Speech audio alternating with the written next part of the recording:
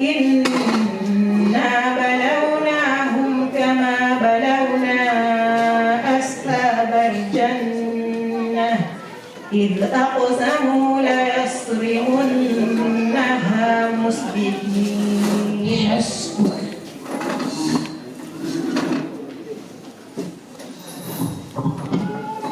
Sadaqallahu al-azim. Shukran.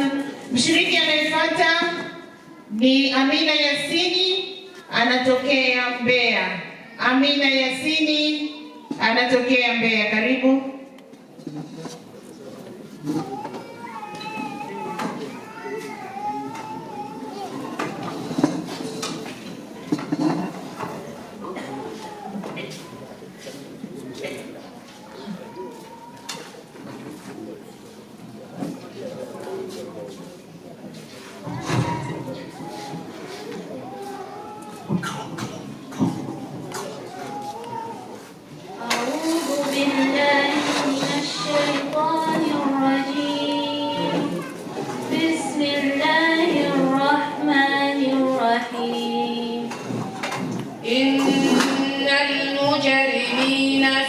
ضلال وسعر.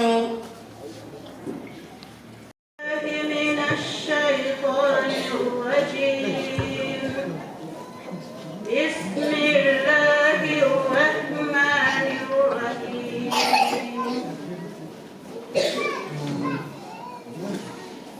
أتواصوا به بل هم قوم طاغون. أتواصوا به بل هم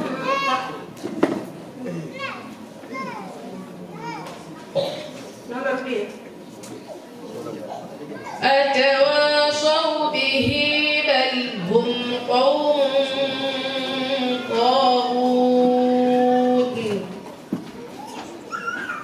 أتواصوا به بل هم قوم طاغون.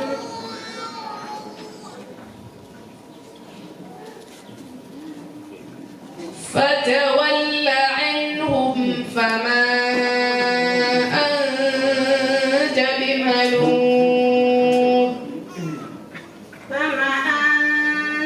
فتول عنهم فما أنت بملوم.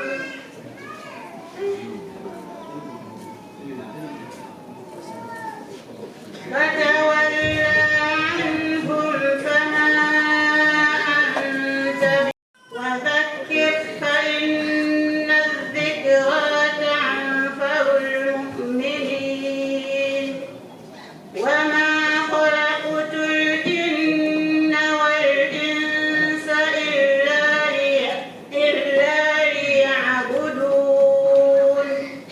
ما أريد منهم من رزق وما أريد أن يطعمون. إن الله هو الرزاق ذو القوة المتين. فإن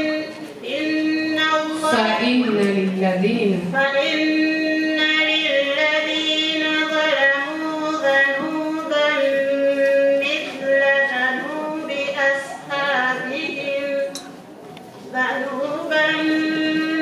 مثل ذنوب أصحابهم فلا يستعجلون.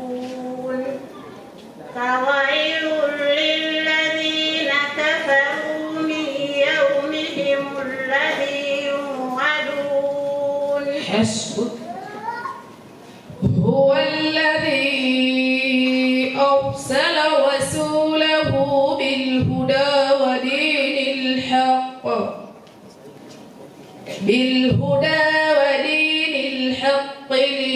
ليظهره على الدين كله ولو كره المشركون. يا أيها الذين آمنوا هل أدلكم على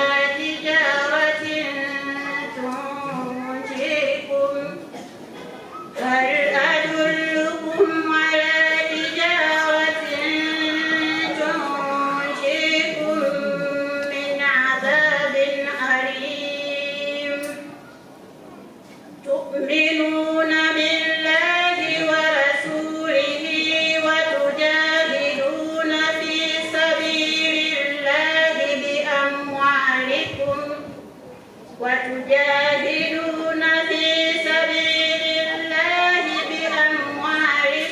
وأنفسكم ذلكم خير لكم إن كنتم تعلمون يغفر لكم ذنوبكم ويدخلكم جنات تجري من تحتها الأنهار ومساكن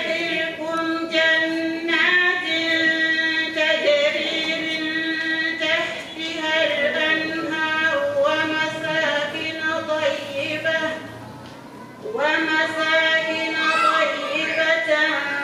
في جنات عدن ذلك الفوز العظيم وأخرى تحبونها نصر من الله وفتح قريب وبشر المؤمنين.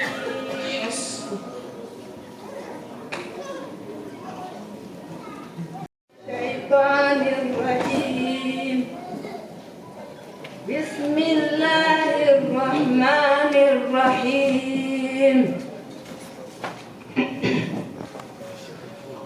ولو أنهم صبروا حتى تخرج إليهم لكان خيرا لهم والله غفور رحيم. ولو أنهم صبروا حتى تخرج إليهم لكان خيرا لهم والله غفور رحيم. يا أيها الذين آمنوا إن جاءكم فاسق بنبأ فتبينوا أن تصيبوا قوما بجهالة فتصبحوا على ما فعلتم نادمين. واعلموا أن فيكم رسول الله لو يطيعكم في كثير من الأمر لعنتم ولكن الله حبب إليكم الإيمان وزينه في قلوبكم وكره إليكم الكفر والفسوق والعصيان أولئك هم الصادقون. أولئك هم الراشدون فضلا من الله ونعمة والله عليم حكيم. ألم نخلقكم من ماء مهين فجعلناه في قرار مكين إلى قدر معلوم فقدرنا فنعم القادرون. ويل يومئذ للمكذبين. ألم نجعل الأرض كفاتا أحياء وأمواتا وجعلنا فيها رواسي شامخات وأسقيناكم ماء فراتا ويل يومئذ للمكذبين. انطلقوا إلى ما كنتم به تكذبون. انطلقوا إلى ظل ذي 3 شعب حسبك صدق الله العظيم.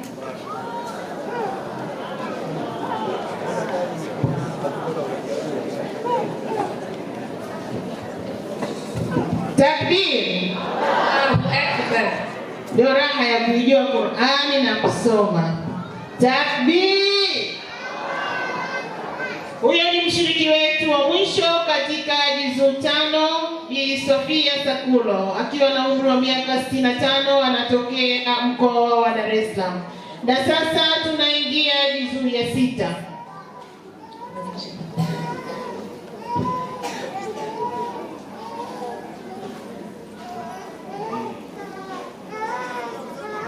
Tunaingia katika juzuu ya 6, lakini tuna wageni ambao wameingia hivi karibuni katika meza ya shehe wetu wa mkoa wa Mbeya, Sheikh Msafiri Ayasi Jalambaha Alhaj. Mezani kwake pale wa kwanza kabisa tunaye Sheikh Khalid. Wala yasuddannakum ash-shaytan innahu lakum aduwwun mubin. ولا يصدنكم الشيطان إنه لكم عدو مبين. ولما جاء عيسى بالبينات قال قد جئتكم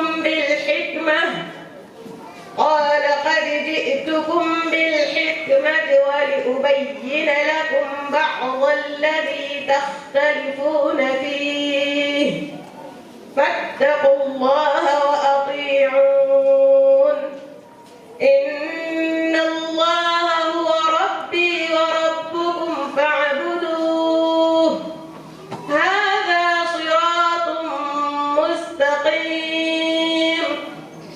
فاختلف الأحزاب من بينهم فويل للذين ظلموا من عذاب يوم أليم. هل ينظرون إلا الساعة أن تأتيهم بغتة وهم لا يشعرون. الأخلاء يومئذ بعضهم لبعض عدو إلا المتقين. يا عباد لا خوف عليكم ولا أنتم تحزنون. يا عبادي لا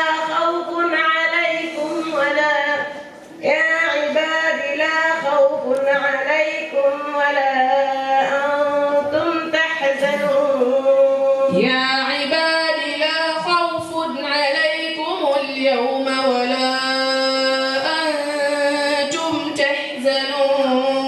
يا عبادي لا خوف عليكم اليوم ولا أنتم تحزنون.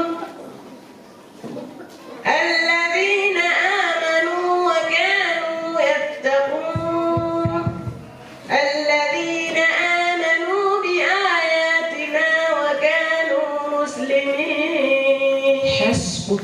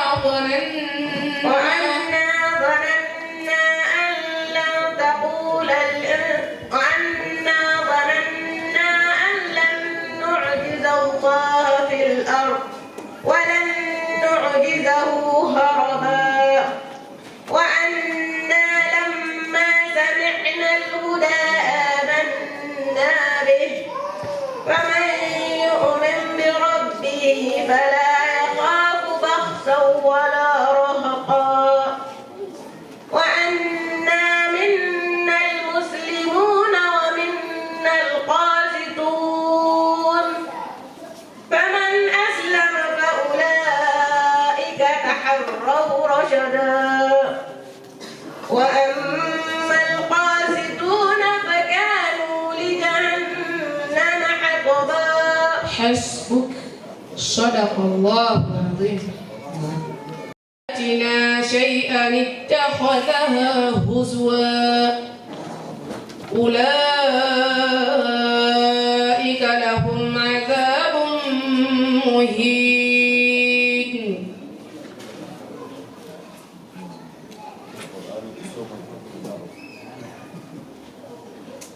وإذا علم من آياتنا شيئا اتخذها هزوا أولئك لهم عذاب مهين.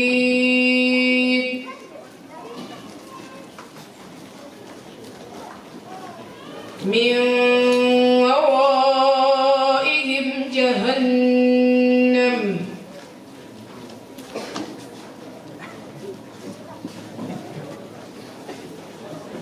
من ورائهم جهنم بئس المصير إذا ألقوا فيها سمعوا لها شهيقا وهي تفور تكاد تميز من الغيظ كلما ألقي فيها فوج سألهم خزنتها ألم يأتكم نذير قالوا بلى قد جاءنا نذير فكذبنا وقلنا ما نزل الله من شيء إن أنتم إلا في ضلال كبير وقالوا لو كنا نسمع أو نعقل ما كنا في أصحاب السعير فاعترفوا بذنبهم فسحقا لأصحاب السعير إن الذين يخشون ربهم بالغيب لهم مغفرة وأجر كبير. حسبك. صدق الله العظيم. صدق الله العظيم. صدق الله العظيم. شكرا. بسم الله الرحمن الرحيم. وإن لم تؤمنوا لي فاعتزلون. وإن لم تؤمنوا لي فاعتزلون فدعا ربه أن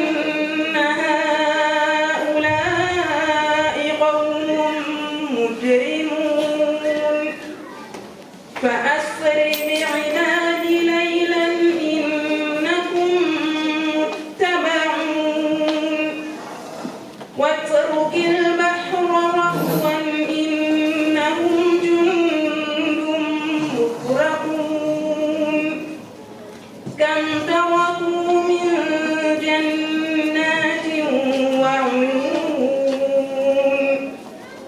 وفواكه مما يشتهون كم تركوا من جنات وعيون وزروع ومقام كريم ونعمة كانوا فيها فاكهين كذلك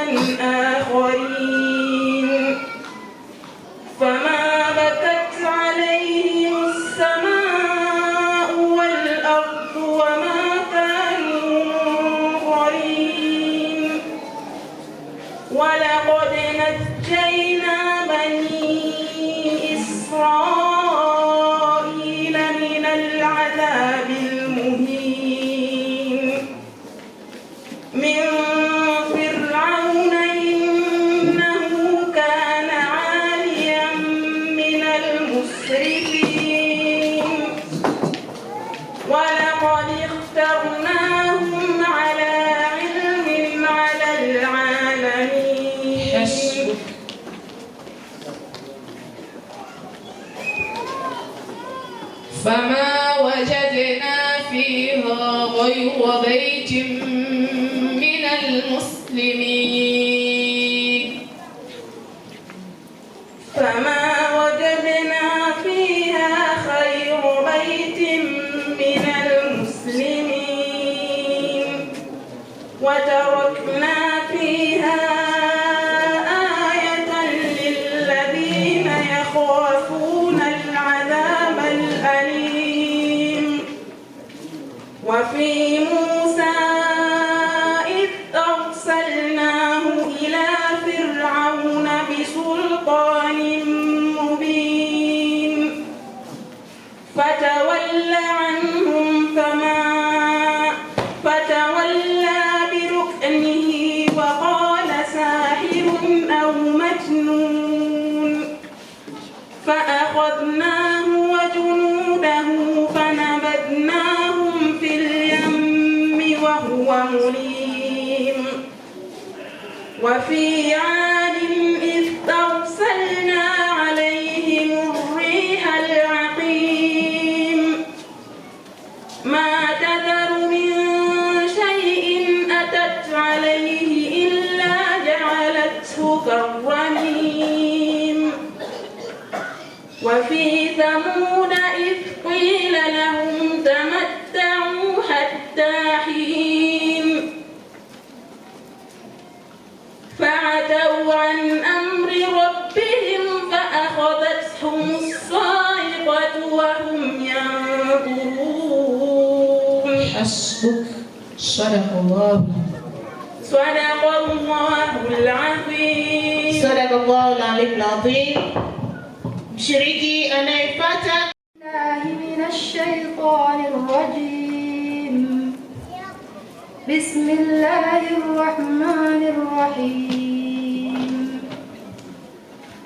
طاعة وقول معروف فإذا عزم الأمر فلو صدقوا الله لكان خيرا لهم. طاعة وقول معروف فإذا عزم الأمر فلو صدقوا الله لكان خيرا لهم. فهل عسيتم إن توليتم أن تفسدوا وتقطعوا أرحامكم فهل عسيتم إن توليتم أن تفسدوا وتقطعوا أرحامكم هل عسيتم إن توليتم أن تفسدوا في الأرض وتقطعوا أرحامكم. أرض لياتها. فهل عسيتم إن توليتم أن تفسدوا في الأرض وتقطعوا أرحامكم أولئك الذين لعنهم الله فأصمهم وأعمى أبصارهم أفلا يتدبرون القرآن أم على قلوب أقفالها إن الذين ارتدوا على أدبارهم من بعد ما تبين لهم الهدى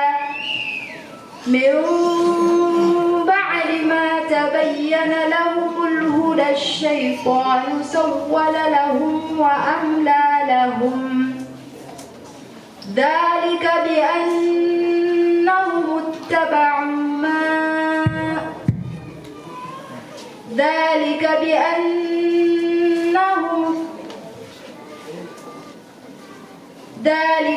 بأنهم كرهوا ما نزل ذلك بأنهم قالوا للذين كرهوا ما نزل الله ذلك الذين كرهوا ما نزل الله سنطيعكم في بعض الأمر والله يعلم إسرارهم فكيف إذا توفتهم الملائكة يضربون وجوههم وأدبارهم إنكم لفي قول مختلف إنكم لفي قول مختلف يؤفك عنه من أفك قتل الخراصون الذين هم في غمرة ساهون يسألون أيان يوم الدين يوم هم على النار يفتنون ذوقوا فتنتكم هذا الذي كنتم به تستعجلون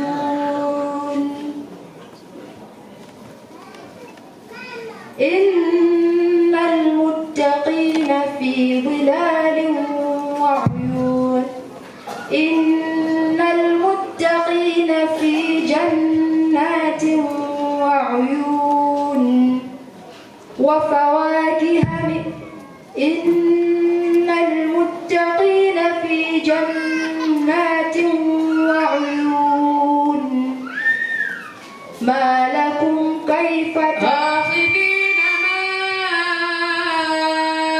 آتاهم ربهم آخذين ما آتاهم ربهم إنهم كانوا قبل ذلك مترفين إنهم كانوا قبل ذلك محسنين إنهم كانوا قبل ذلك محسنين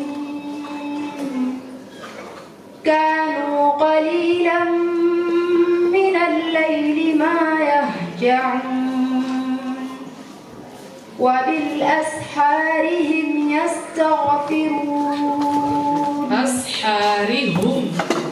وبالأسحار هم يستغفرون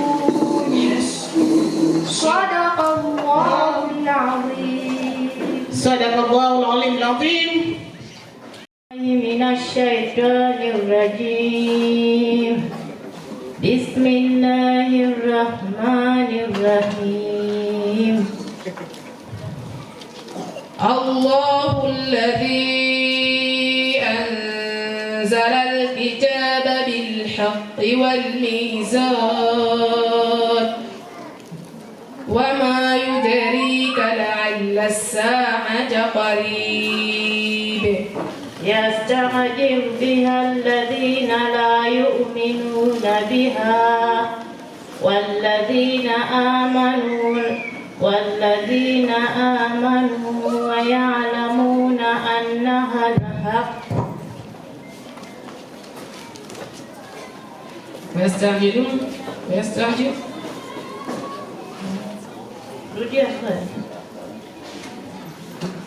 الله الذي أنزل الكتاب بالحق والميزان يستعجل بها الذين لا وما يدريك لعل الساعة قريب وما يدريك لعل الساعة قريب يستعجل بها الذين لا يؤمنون بها والذين آمنوا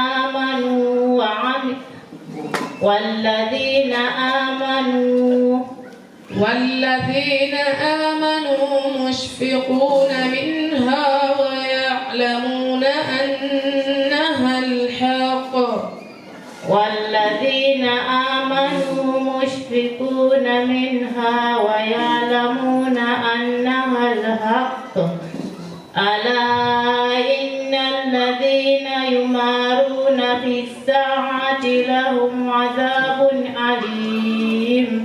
ألا إن الذين يمارون في الساعة لفي ضلال بعيد.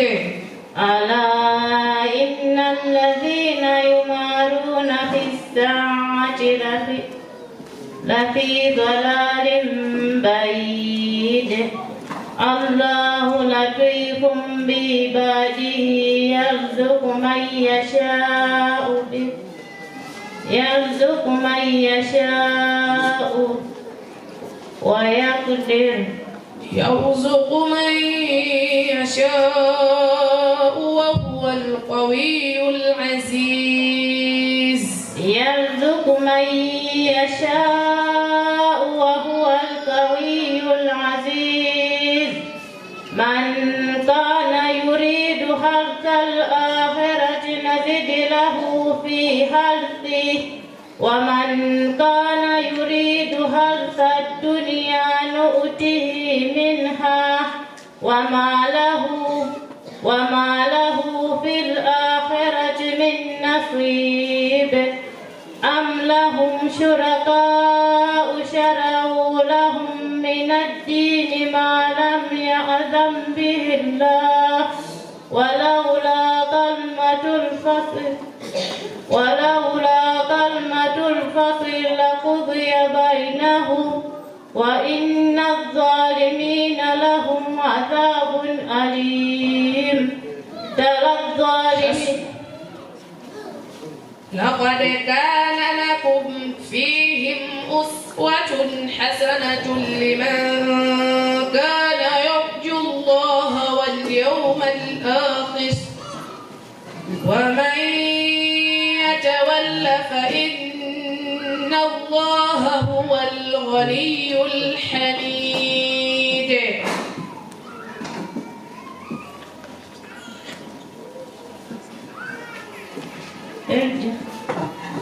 لقد كان لكم فيهم أسوة حسنة لمن كان يرجو الله واليوم الآخر ومن يتول فإن الله هو الغني الحميد.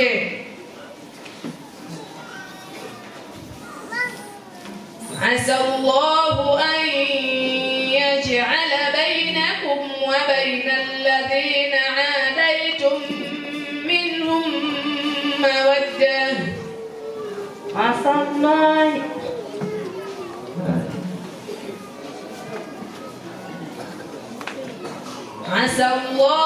أن يجعل بينكم وبين الذين عاديتم منهم مودة. عسى الله أن يجعل بينكم وبين عاديتم مودة.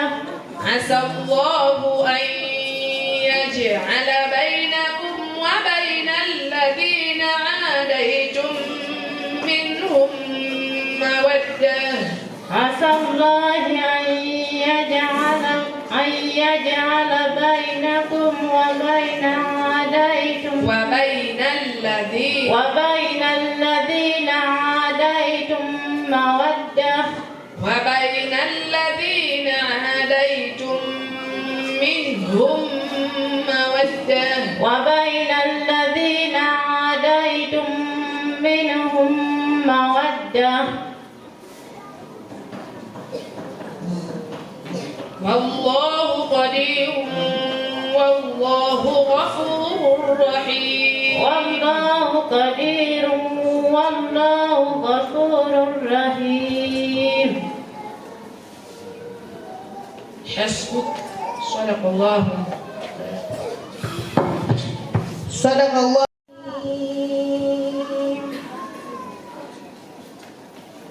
بسم الله الرحمن الرحيم. وأما الذين كفروا أفلم تكن آياتي تتلى عليهم أفلم تكن آياتي تتلى عليكم فاستكبرتم وكنتم قوما مجرمين.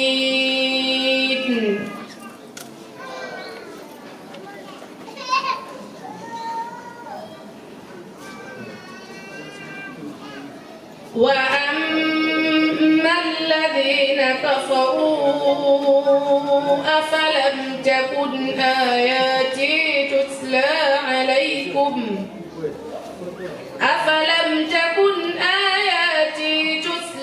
عليكم فاستكبرتم وكنتم قوما مجرمين.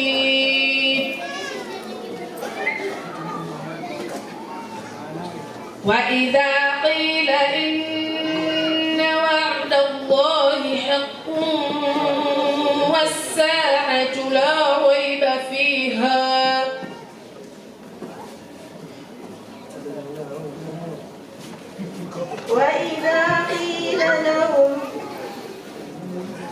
وإذا قيل إن وعد الله حق والساعة لا ريب فيها وإذا قيل لهم والساعة لا ريب فيها قلتم ما ندري والساعة لا ريب فيه قلتم ما ندري ما الساعة إن نظن إلا ظنا وما نحن بمستيقنين. حسبك.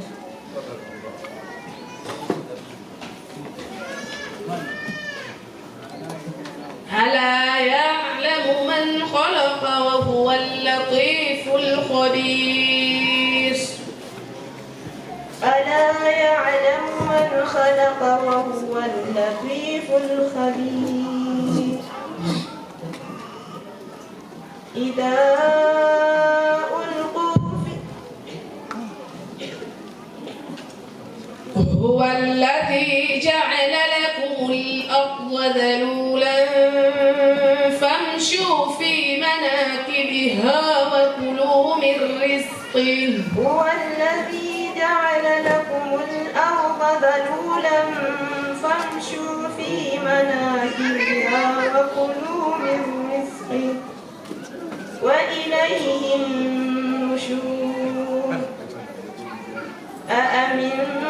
وإليه النشور.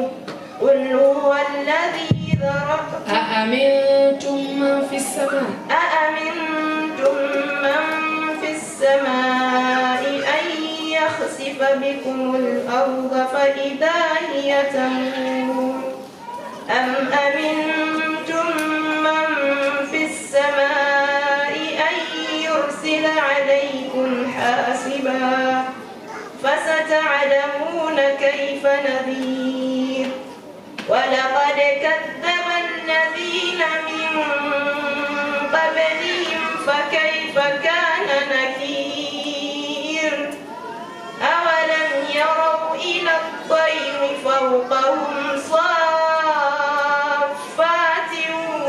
ويقبض ما يمسكهن إلا الرحمن إنه بكل شيء قدير. إنه بكل شيء بصير. إنه بكل شيء بصير. أمن هذا الذي هو جند لكم ينصركم من دون الرحمن إن الكافرون إلا في غرور. حسبك. صدق الله. صدق الله العلي العظيم. مشرك. أعوذ بالله من الشيطان الرجيم. بسم الله الرحمن الرحيم. فإن أعرضوا فقل أنذرتكم صاعقة مثل صاعقة عاد وثمود.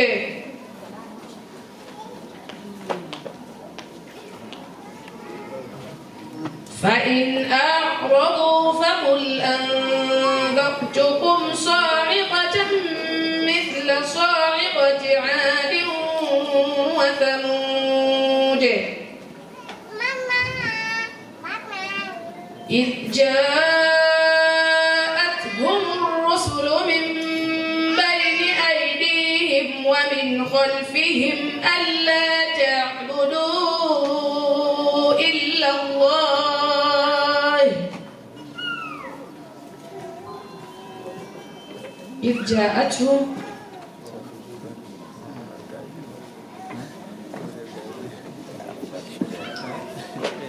إذ جاءتهم الرسل من بين أيديهم ومن خلفهم ألا تعبدوا إلا الله قالوا لو شاء ربنا لأنزل ملائكة فإنا بما أرسلتم به كافرون. حسبك.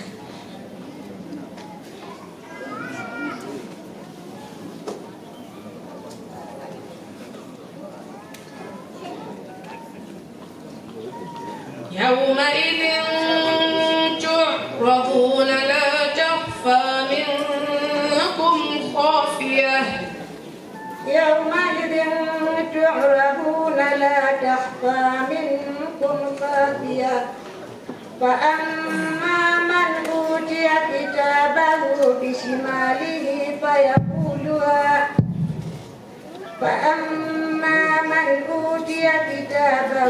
وراء ظهره فأما من أوتي كتابه بيمينه فيقول هاؤم اقرءوا كتابيه. فأما من أوتي كتابه بيمينه فيقول هاؤم اقرءوا كتابيه إني ظننت أني ملاق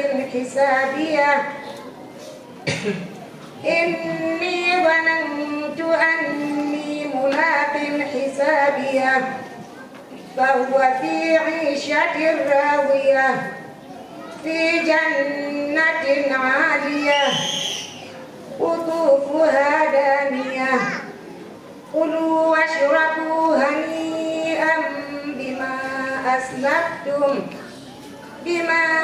أسلفتم في الأيام الخالية.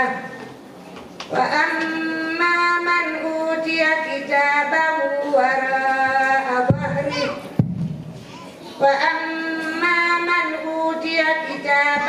بشماله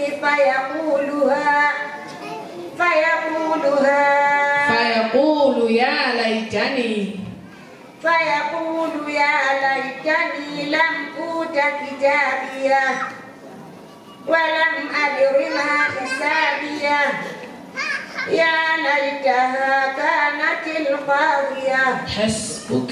صدق الله العظيم. صدق الله العظيم. بالله من الشيطان الرجيم. بسم الله الرحمن الرحيم. ذلكم الله ربكم خالق كل شيء لا إله إلا هو فأنى تؤفكون. كذلك يؤفك الذين كانوا بآيات الله يجحدون. الله الذي أنزل الكتاب كذلك يؤفك الذين كانوا بآيات الله يجحدون الله الذي جعل لكم الأرض قرارا والسماء بناء وصوركم فأحسن صوركم ورزقكم من الطيبات ذلكم الله ربكم فتبارك الله رب العالمين هو الحي لا إله إلا هو فادعوه مخلصين له الدين الحمد لله رب العالمين قل إني نهيت أن أعبد الله مخلصا له الدين قل إني نهيت أن أعبد الذين تدعون من دون الله لما جاءني البينات من ربي وأمرت أن أسلم لرب العالمين هو الذي خلقكم من تراب ثم من نطفة ثم من علقة ثم يخرجكم طفلا ثم لتبلغوا أشدكم ثم لتكونوا شيوخا ومنكم من يتوفى من قبل ولتبلغوا أجلا مسمى ولعلكم تعقلون حسبك.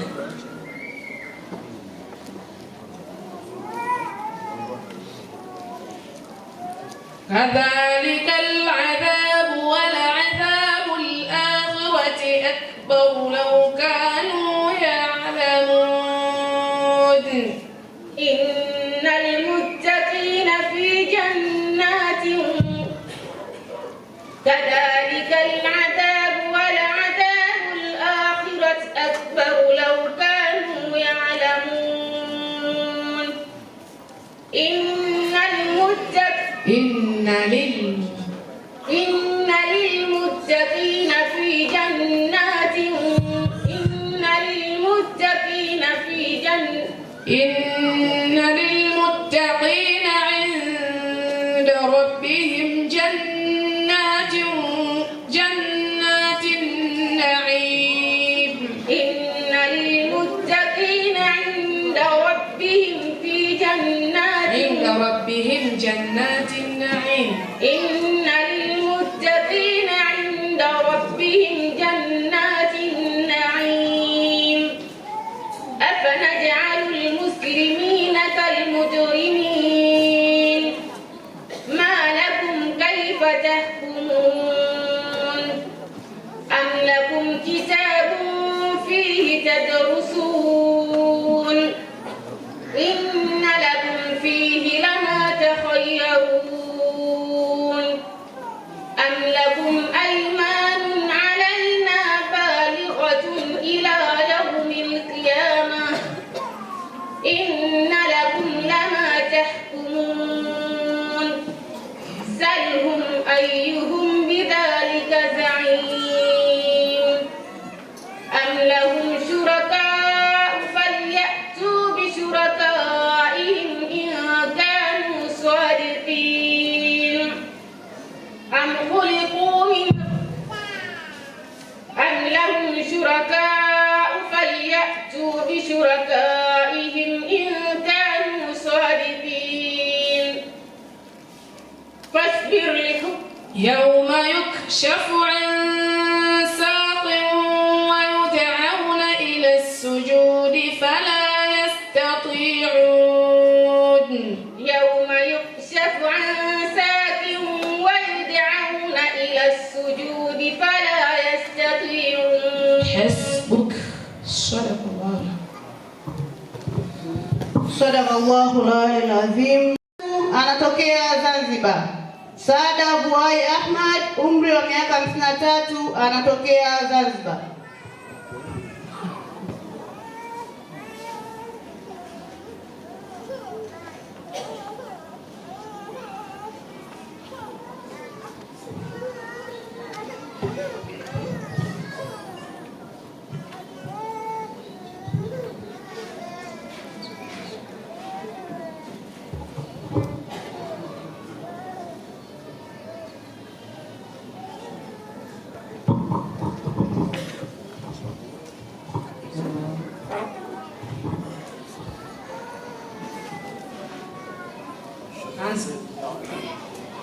أعوذ بالله من الشيطان الرجيم. بسم الله الرحمن الرحيم. وضل عنهم ما كانوا يدعون من قبل وظنوا ما لهم من محيص. لا يسأم الإنسان من دعاء الخير وإن مسه الشر فيئوس قنوط. ولئن أذقناه رحمة منا من بعد ضراء مسته ليقولن هذا لي وما أظن الساعة قائمة ولئن رجعت إلى ربي إن لي عنده للحسنى فلننبئن الذين كفروا بما عملوا ولنذيقنهم من عذاب غليظ. وإذا أنعمنا على الإنسان أعرض ونأى بجانبه وإذا مسه الشر فيئوس قنوط. وإذا مسه الشر فذو دعاء عريض.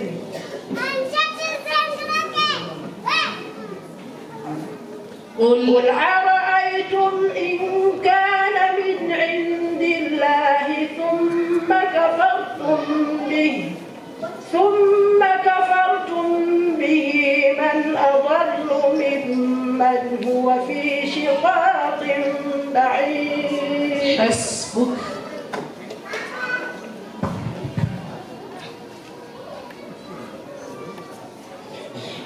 بل الإنسان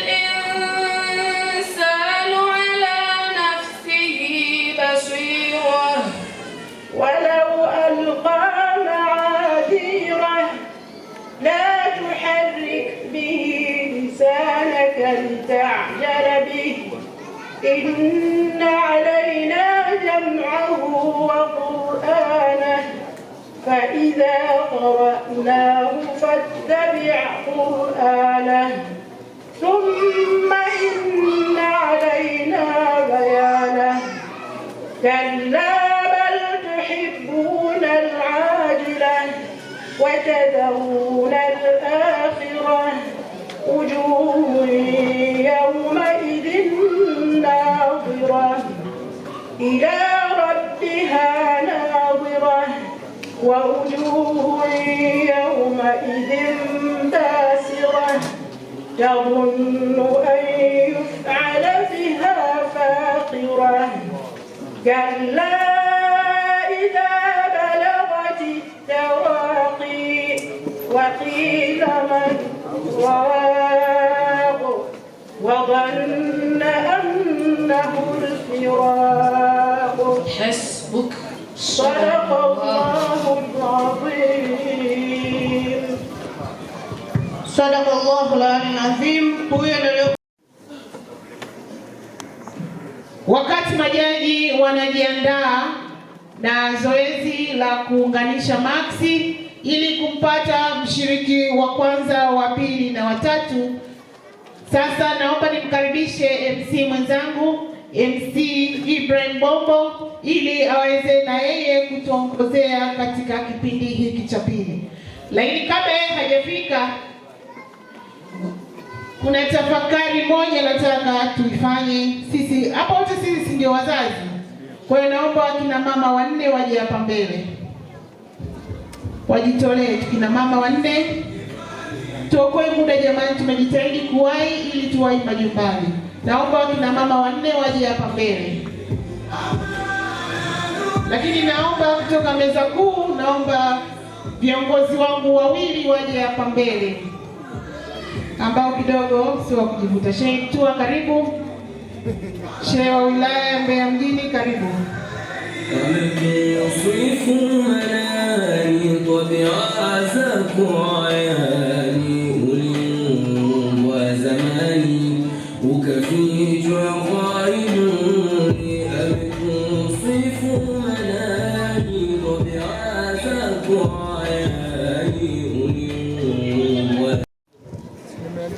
Jinsia moja, tusikae tofauti tofauti.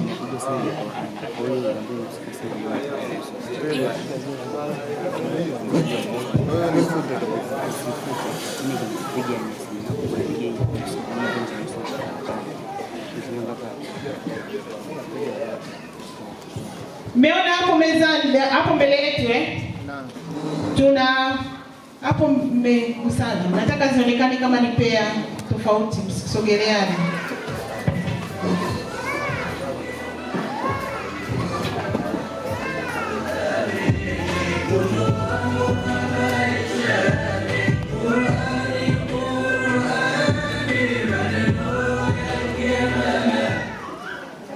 Tumeona hapa mbele pana pea tatu, si ndio? Hapa pana kafunzo kadogo, nataka kila mtu aangalie kwa makini, awe binti, awe yani nasema yoyote ambaye anategemea kuwa mzazi au ni mzazi. Sawa? Wote pale wana karatasi nyeupe, si ndio? Mtu muonyesheni juu watu waione. Igeuze huku. Imechanika sehemu? Hakuna Sasa nawaomba, nataka hiyo karatasi mnitengenezee iwe kamba. Mnanielewa? Nataka iwe kamba ambayo imeungana, isikatike wala isiungwe. Yaani ikate utakapokata iwe kamba ndefu. Sawa? Nawapa sekunde kama 5. Alafu atakaye kuwa, bado sijasema mwanzi, unaweza kutumia mkasi, kutumia mkono, chochote kile. Atakayeweka kamba ndefu kuliko yoyote yule ndio atakayekuwa mshindi, na nitatoa maelekezo zaidi. Sawa? Tumeelewana? Hapa mmeelewa? Hapa mmenielewa? Bashiri zangu mmenielewa? Mmenielewa Sitaki ukaitenganisha. Ukitenganisha na maana umekosea. Tujitahidi tukate tutakapokata, ili mradi iwe kamba ndefu ambayo haijakatika. Nataka mtu ambaye ana kamba ndefu. Naombeni mtu mwenye simu, au nitahesabu sekunde 5, si ndio? Nikisema sekunde 5 nikihesabu mpaka 5, si ndio? Tuwape sekunde au dakika? Dakika moja.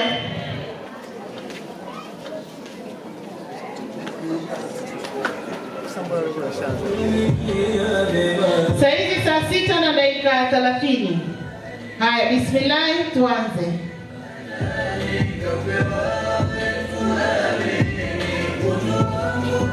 Naomba mshirikiane, jitahidi kushirikiana, msifanye mtu peke yake, mshirikiane.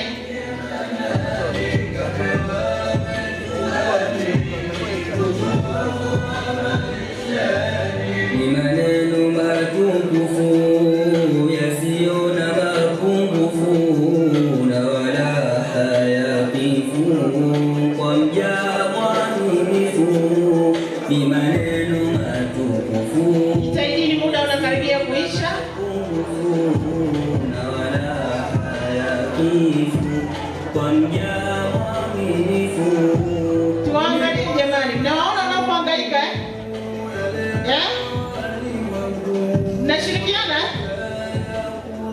huku, mbona mmejificha tuwaone? Naomba twende haraka kidogo.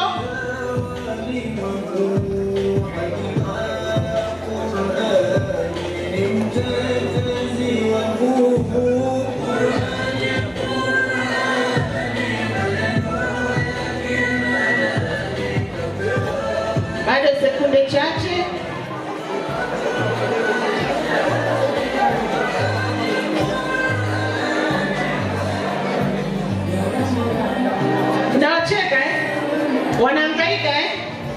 Na nyinyi wote mnawashuhudia, si ndio? Tunaona wanavyo, si ndio? Sasa mnafanya vizuri, twendeni. Msiwasikilize nyinyi, endeleeni. Tunataka kamba ndefu.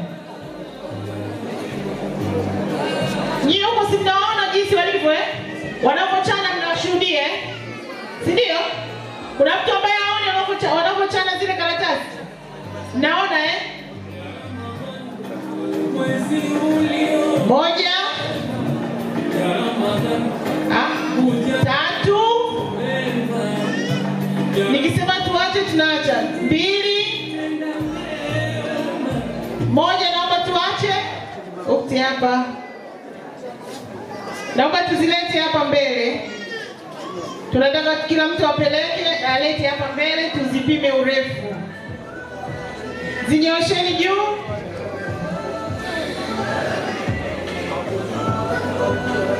Zinyoleni juu, watu wazione.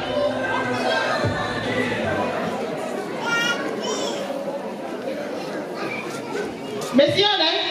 Ziwekeni hapa chini tuone ipi iko ndefu.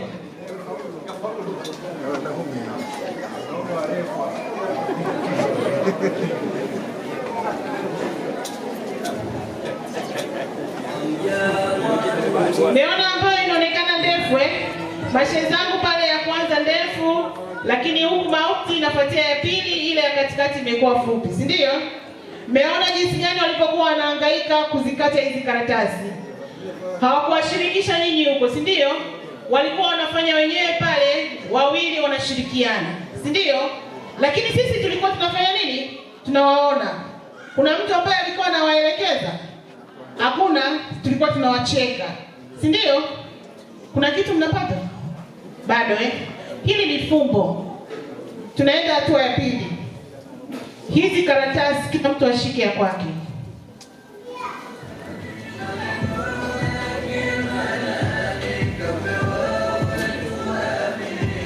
Hizi karatasi mnavyoziona hapa, ndugu zangu katika imani, hawa ni vijana wetu. Hawa ni vijana wetu katika watoto zetu, ndio hawa hapa.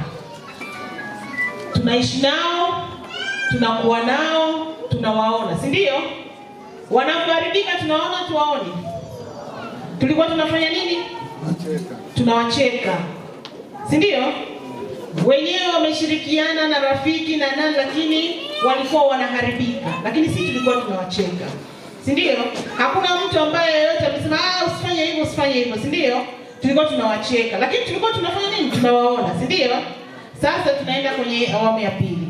Naomba kila kikundi kirudishe ile karatasi kama ilivyokuwa, iwe kama hivi, si ndio? Iliyo hapa kama hivi.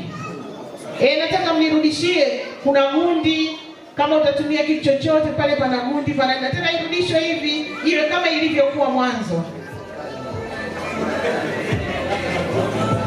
Na hesabu nusu dakika moja na yenyewe.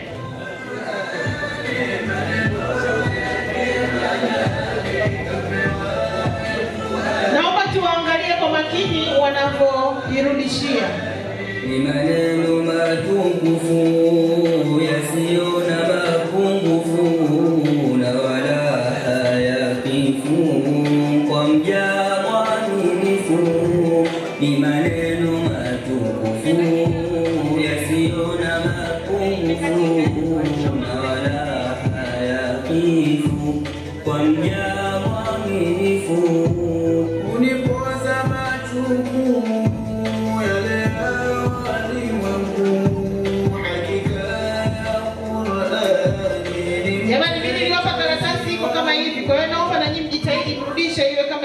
hapo mezani, mshare. Iwe kama hivi ilivyokuwa nilivyowapa mwanzo. Jitahidi jamani.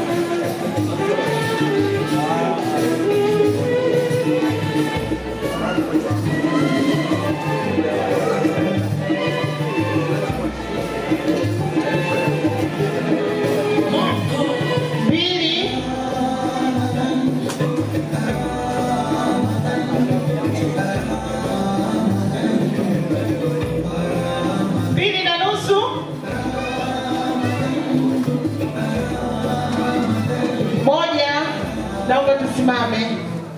Naomba tusimame. Kila mtu ainue karatasi yake juu.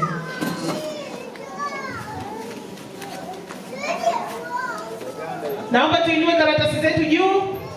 Mlizozirudisha zimekuwa kama hivi. Ukti hapo na mashehe.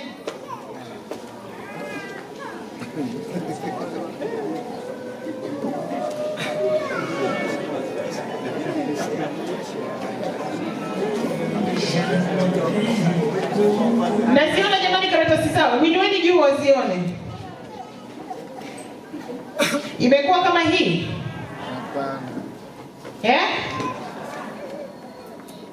Hili ni kama fumbo. Naomba kidogo, nimependa kuwashirikisha. Mtoto akizaliwa anakuwa msafi, si ndio? Anakuwa msafi kama hivi karatasi, nimetolea mfano. Anakuwa hajaharibika na kwa namna yoyote ile.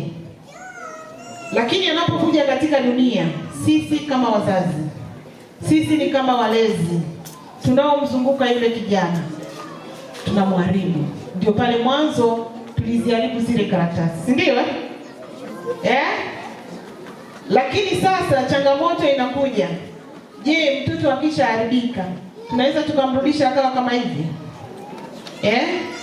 Mmeona jinsi gani ilivyokuwa kazi kumrudisha mtoto katika hali yake, au katika tabia nzuri, au katika maadili yetu.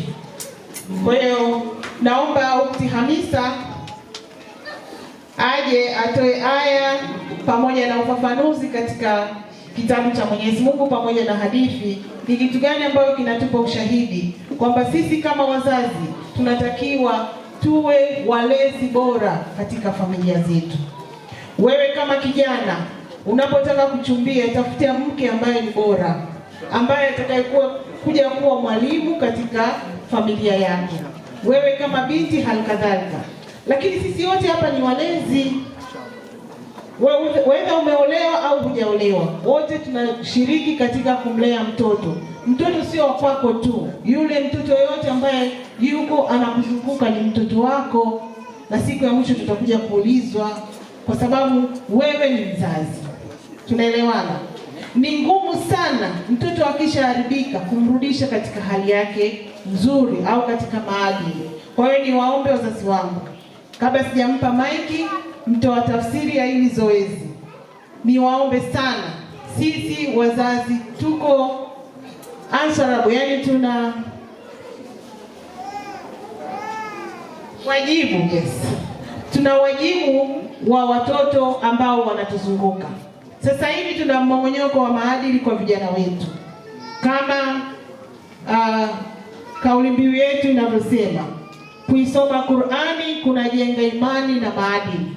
Vijana wengi sasa hivi wameharibika katika maadili, si ndio? Si tunao, tunawaona, tunafanya nini? Wengine tunawacheka. Ukimwona mtoto wa mwenzio ameharibikiwa, sasa huyu mtoto naye, jamani, muoneni sasa hivi anaokota makopo. Si ndio tunasema hivyo jamani? Je, ulishawahi kukaa ukaongea naye? Ulishawahi kukaa ukamwombea dua? Ya Bwana wetu Muhammad sallallahu alaihi wasallam. Huo ndio mwongozo wetu wa Uislamu. Kupitia zoezi hili au kitendo hiki ambacho kimefanyika, tunarejea ya maneno ya Bwana wetu Mtume Muhammad sallallahu alaihi wasallam, ambayo nanukuu kama ifuatavyo. Ni hadithi ambayo inasema, kullu mauludin yuladu ala alfitra fa abawahu yuhawidanihi au yunasiranihi au yumajisanihi kamathali albahimati tuntaju albahima hal tara fiha jadaa. Haya ni maneno ya Bwana Mtume Muhammad sallallahu alaihi wasallam. Tumeelewana? Kwa hiyo ina haja ya kutafsiri. Jamani, si ndio sisi Waislamu? Kwa hiyo hatujui. Maana tayari tunashaona kipimo hapa. Wengi wetu hatufahamu. Na hii maana yake kuwa hatuendi madrasa au hatutafuti elimu. Lakini kwa leo na tafsiria, ila baada ya hapa tufanye juhudi. Tafsiri ya maneno haya ni kwamba kila mtoto huzaliwa katika hali ya usafi. Yaani kwa maana mtoto anapozaliwa ubongo wake unakuwa hauna chochote, lakini wazazi wake humfanya kuwa Myahudi au Mmajusi au Mnaswara, kama vile ambavyo mnyama anavyomzaa mnyama mwenzie. Je, unamuona yeyote kati yao akizaliwa akiwa amekatwa viungo? Tushawahi kuona mnyama amezaliwa, mfano tuchukue ng'ombe. Ng'ombe ana miguu mingapi? Tushawahi kuona ng'ombe amezaliwa na miguu miwili? Hapana, si ndivyo? Lakini kadri inavyoendelea yawezekana mbele kukaa na chochote kikatokea, lakini baada ya kuzaliwa, ila alizaliwa kamili. Kwa hiyo rejea yetu kwa siku ya leo ni hii: watoto wetu tunawazaa au Mwenyezi Mungu ambavyo ametukadiria wakiwa wasafi kabisa. Kwa hiyo ni sisi wenyewe na maamuzi yetu. Wale watoto tunataka wawe wa aina gani? Wawe na tabia njema, wawe na tabia mbaya, wawe wachawi, wawe wacha Mungu, ni sisi. Kwa hiyo sisi kazi yetu ni kufanya juhudi huku tukitawakali kwa Mwenyezi Mungu. Kwa hiyo ndio maana ya hili zoezi lililofanyika. Lakini ya mwisho kabisa, kuna hadithi ya Mtume sallallahu alaihi wasallam ambayo inasema al-ummu madrasa, mama ni chuo. Mama ni chuo, kwa maana sisi wazazi na hasa wakina mama tuna jukumu kubwa sana. Kama ni asilimia za malezi, basi sisi wazazi wa kike tunachukua asilimia kubwa kuliko wazazi wa kiume. Kwa hiyo jinsi utakavyojiweka wewe mama, na ndivyo mtoto wako atakavyokuiga. Kwa hiyo tujitahidi kuwa mifano bora kwa watoto wetu. Wa hadha, assalamu alaikum wa rahmatullahi wa barakatuh. Takbir. Asante sana Mheshimiwa Shekhe wa mkoa wa Mbeya Alhaji Shekhe Msafiri Hayasi Njalambaha, shekhe na mlezi wa taasisi zote zilizoko hapa mkoa wa Mbeya.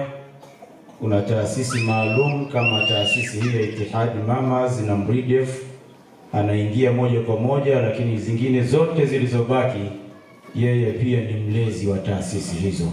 Tunakushukuru sana kwa mahudhurio yako, lakini pia tuweze kutambua uwepo wa mgeni wetu rasmi, mama mwenye mwili wake kutoka mji usiokuwa na bahari, Biraya. Karibu sana na hongera kwa kuendelea kuhifadhi huo mwili, mwaka wa 3 hujapungua wala huchuji. Hongera sana, Mwenyezi Mungu akubariki. Ukiona unakaribishwa sehemu kuwa mgeni rasmi, maana yake wewe tayari ni mtu muhimu maalum. Tuendelee kukuombea uwe hivyo. Tutambue uwepo kwenye hadhira hii dada yetu Hajati Farida, afisa elimu mkoa wetu wa Mbeya. Bado mgeni, anakamba mguuni, lakini ni mwanaharakati mfurukutwa, na yeye ni mtoto wetu wa jirani kabisa hapo Njombe. Dada yetu, mama yetu Hajati, karibu sana. Tuweze kutambua mwenyeji wetu ambaye ndio mwenyekiti wa Ittihad Mamas kwa uratibu mzuri uliofanikiwa na ufanisi mzuri. Naomba pia baada ya salamu hizi mbili tutakaribisha salamu zingine fupi, alafu tunarudishia majaji kwa ajili ya mwongozo na kujua leo nani anaondoka na kitita cha milioni 20. Takbir. Takbir. Naomba sasa nikukaribishe mzee wangu, tupe salamu za kutoka Zanzibar. Faliyatafadhal mashkuran maajura.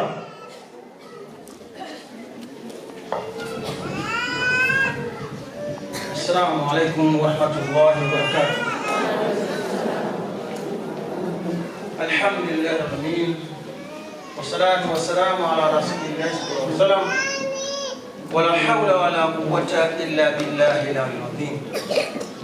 Amma baada ya kumshukuru Mwenyezi Mungu na kumtakia rehema Mtume Muhammad sallallahu alaihi wasallam, napenda kumshukuru Allah kwa kujalia kwanza uhai uzima, kadhalika kutuchunga katika sehemu zetu mbalimbali na kuhudhuria hapa katika uwanja adhim ambalo tulifanya hapa ni jambo tukufu kabisa, ambalo lina utukufu wake hapa duniani na huko akhera. Kwa hivyo tumshukuru Mwenyezi Mungu hapa. Kadhalika napenda kuwashukuru viongozi wote walioandaa shughuli hii. Kwa kweli alhamdulillah wamefanya juhudi kubwa sana. Wakati naambiwa kwamba huu ni mwaka wa 3 au mashindano ya 3 haya, na mashindano ya pili nimehudhuria hapa, na alhamdulillah baada ya kufika Zanzibar naonekana kwamba tumeambiwa kwamba hao wote umekwenda kutuwakilisha kule Mbeya, kwa sababu vyombo moja kwa moja vinaonekana hivi. Wakati alhamdulillah wanakushukuruni sana, wakati na nakupongezeni sana watu wa Zanzibar. Kwa hiyo na vile vile na sisi vile vile watu wa Zanzibar tunakukaribisheni. Kwanza tarehe 7 na tarehe 8 tutakuwa na mashindano yetu makubwa ya Zanzibar ambayo itashirikisha mikoa mbalimbali, na mkoa wetu wa hapa wa Mbeya wao washiriki hapa. Kadhalika kuna na mashindano mengine ya mfunguo 4 vile vile tunawakaribisheni, na takribani tutashirikiana nao, lakini wazee watu wazima hapa mara nyingi hatamuona mtu hata mmoja kule Zanzibar. Sisi tunajitahidi kuja hapo, maana kila mwaka wanakuja wanaume ili kusoma, kwa sababu kuna mambo mengine lazima watu yasome katika kuona, lakini inshallah iko siku tutafika. Kwa hiyo inshallah nisiendelee, niko kwa muda umepungua. Tunashukuru sana na harakati na kuongeleni sana. Mwenyezi Mungu atujalie heri katika harakati hizi, tuendelee nazo, tufe nazo, twende nazo akhira inshallah, kwa rehema zake na zake kwa Allah. Wa hadha, assalamu alaykum wa rahmatullahi wa barakatuh. Wa alaykum assalam wa rahmatullahi. Na ametualika Zanzibar, na sisi tutakuja Zanzibar kama tulivyo, na tutabeba mifuko yetu ya kutapikia kwenye meli. Hilo nalo nimeona niliseme mapema nisije nikalisahau. Ndugu zangu wahudhuriaji na washiriki, ratiba yetu inatuongoza kwamba sasa tupate salamu maalum, kwa sababu hii sasa ni salamu ya serikali kupitia Wizara ya Elimu, na hichi kilichokuwa kinaonekana hapa ni miongoni mwa elimu na wizara hiyo. Sasa vipindi vya dini huko mashuleni primary, secondary mpaka chuo kikuu kuna mitaala maalum ya vipindi vya dini ya Kiislamu. Msimamizi wa mkoa wetu katika nyanja ya elimu, nimkaribishe dada ukhti Farida ni Hajatu. Yuko ameketi wapi? Yuko pale. Naomba nikuletee maiki hapo ulipo uweze kutoa salamu kuhusiana na nyanja hii. Takbir. Allahu Akbar. Washiriki wa mashindano ya Qur'ani, wamama washiriki wote waliohudhuria katika mashindano haya, pamoja na wanaume wote walioshiriki katika shughuli hii. Kwa kweli niwapongeze kwa maandalizi haya mazuri. Ninatambua walioandaa haya maandalizi wametambua kwamba mama ni mlezi wa familia. Ukimwelimisha mwanamke ni sawa na kuelimisha umma wote. Sisi ndo tumebeba majukumu ya malezi ya watoto, na kila mmoja anatambua mmomonyoko wa maadili uliopo sasa. Kwa hiyo akina mama wenzangu, ninaomba tuwaunge mkono wenzetu Ittihad Mamas kwa jitihada hizi ambazo wanazifanya, na kama kuna fursa ya kuingia kwenye hili kundi, kama hawajaweka kikomo cha watu wawe wangapi, ni shauri tuweze kuingia na kuweza kujiunga na makundi mengineyo ambayo yatatusaidia kuimarisha elimu ya kiroho na elimu ya mazingira. Lakini pia kama mtaalamu wa elimu, ninatambua kwamba mkoa wa Mbeya upande wa elimu ya mazingira tunakwenda vizuri. Mitihani ya shule za msingi na sekondari tunafanya vizuri, tunashika nafasi za juu. Niombe twende sambamba pamoja na elimu ya dini pia. Niombe akina mama tuwahimize, tuseme wazazi kwa ujumla, tuwahimize watoto wetu wasome elimu zote mbili. Tuweke zote mkazo. Kwa sababu naona wazazi walio wengi tunahimiza mtoto aende tuition na muda wa ziada, lakini hatuna ule utaratibu wa kuangalia mtoto, je, vipindi vya dini ambavyo alitakiwa visome kwa wiki, je, vimesoma? Je, mtoto anakwenda madrasa? Hatufanyi hayo. Kwa hiyo kupitia hafla hii niwakumbushe ndugu zangu, kwa sababu mtoto akipata elimu ya kiroho atakuwa na hofu ya Mungu. Akipata elimu ya kiroho hata taaluma, na maana kwamba hata elimu ya mazingira itafanya nini? Itakwenda. Mtoto aliyohifadhi vizuri Qur'an atafanya vizuri hata haya masomo ya secular. Mtoto aliyohifadhi Qur'an anakuwa ni mwanasayansi bora, ataweza kufanya vizuri masomo ya sayansi, mfano somo la chemistry, physics na biology. Kwenye chemistry kuna kipengele cha organic chemistry. Kwa mtoto ambaye amesoma vizuri Qur'an na kuhifadhi, tumemwandaa kuwa mwanasayansi bora. Na sasa tunakimbilia katika uwanja wa sayansi na teknolojia. Kwa hiyo niwaombe wazazi wenzangu, tuhimize watoto waweke kipaumbele kwenye elimu zote mbili, ili mtoto aweze kumudu katika mazingira anayoishi na pia aweze kumudu katika elimu ya akhera. Nilipewa muda wa kutoa salamu za elimu. Kwa kuwa mimi sio mgeni rasmi na tunakimbizana na muda, ninaomba niishie hapo. Nafikiri tutaendelea kuwasiliana katika kutoa mada mbalimbali za kuwajenga. Ninashukuru sana. Wahadha, assalamu alaikum wa rahmatullahi ta'ala wa barakatuh.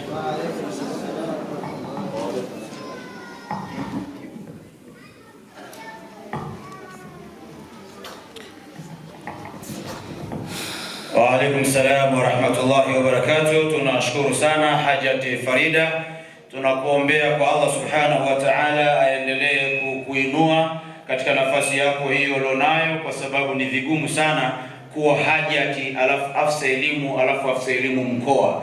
Tunakuombea kila la kheri kwenye safari yako, lakini muongozo wako kwa kina mama wa Kiislamu ni jambo la msingi sana kama ulivyosema kuhusiana na elimu. Mheshimiwa Sheikh wa mkoa wako sasa umepata afisa elimu mkoa mwanamke Muislamu Hajati.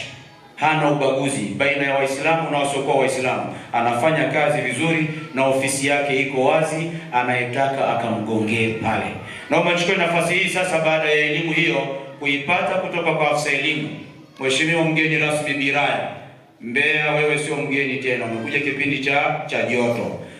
Shekhe wetu wa mkoa ambaye ni mlezi wa taasisi zote hizi, baada ya kuona kwamba kuna umuhimu sana wa kuwa na vituo vya elimu, na hapa palitajwa shule ya msingi ya Kiislamu iliyoko Mbeya.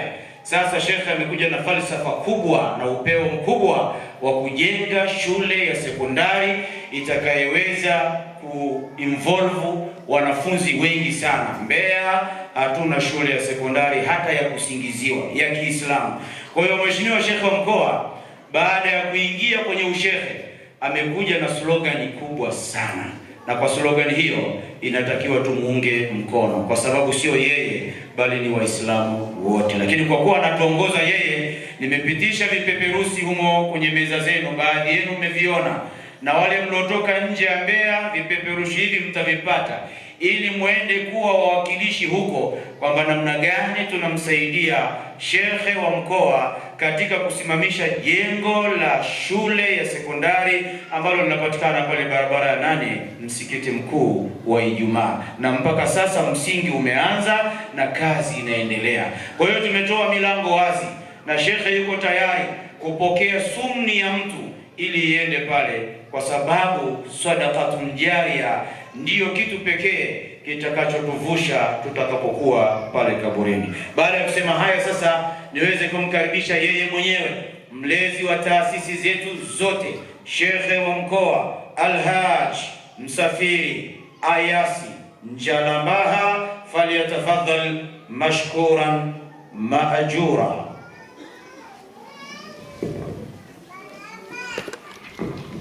الذي رتب القرآن الكريم بشهر مبارك شهر رمضان ارتباطا وافقا، وهو القائل الرحمن علم القرآن، والصلاة والسلام على خاتم الأنبياء والمرسلين محمد بن عبد الله. baada ya kushukuru Mwenyezi Mungu Subhanahu wa Ta'ala ambaye ametuwezesha leo hii tukakusanyika hapa kushuhudia mashindano ya kitabu chake kitukufu Qur'anul Karim, na si mashindano kwamba kuwa kuna wa kwanza na wa pili, nadhani washiriki wote ni washindi na wote ambao wamehudhuria hapa ni washindi pia. Tumekuja kuhudhuria katika kukienzi kitabu kitukufu cha Mwenyezi Mungu Subhanahu wa Ta'ala.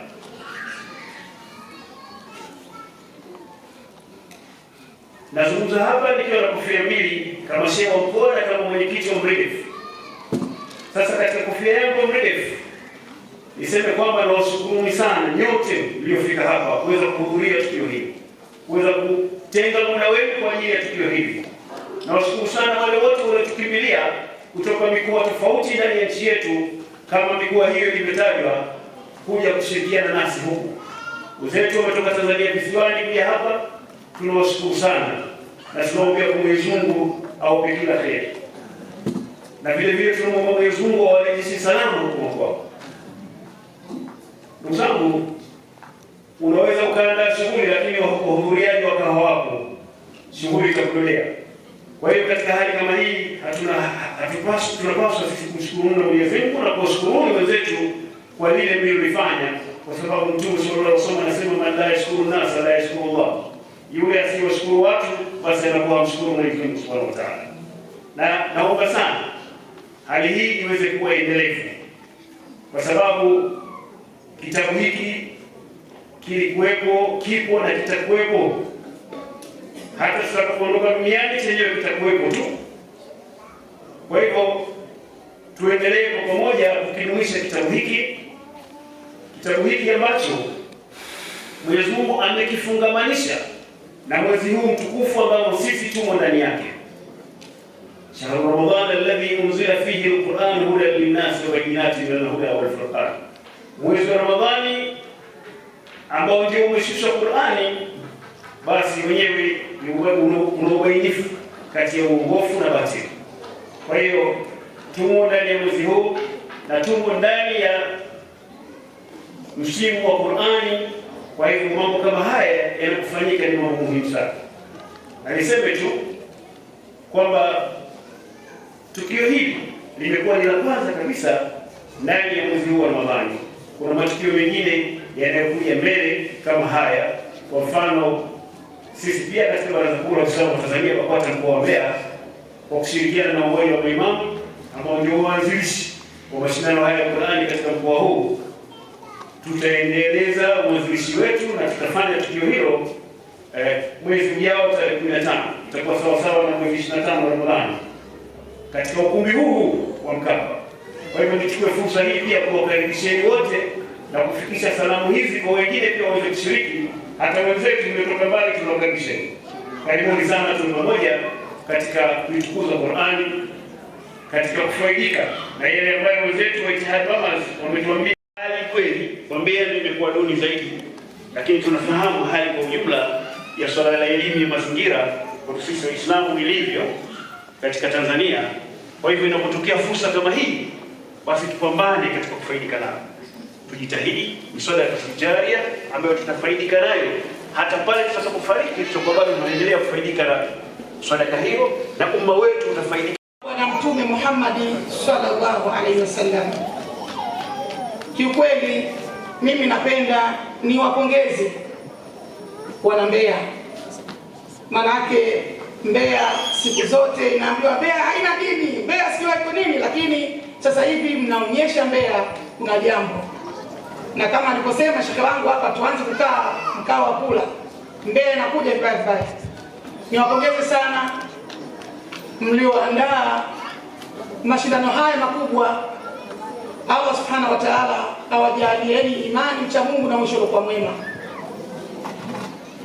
Lakini pia inatupelekea kina mama tujifunze jambo. Hawa kina mama walikuwa wakija kukaa hapo kwenye kiti, akifika hapa saa nyingine aya zinapotea, si kana kwamba hajahifadhi, amehifadhi. Lakini hichi kiti ni cha moto. Hata wewe ungeiko kakaa hapo, sidhani kama ungeweza.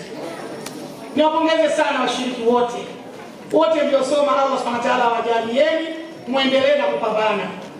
Yaani mnatupa picha nyinyi hamshughuliki na ubea, mnatupa picha nyinyi hamshughuliki na ushirikina, mnatupa picha nyinyi mnashughulika na kitabu cha Allah subhanahu wa ta'ala.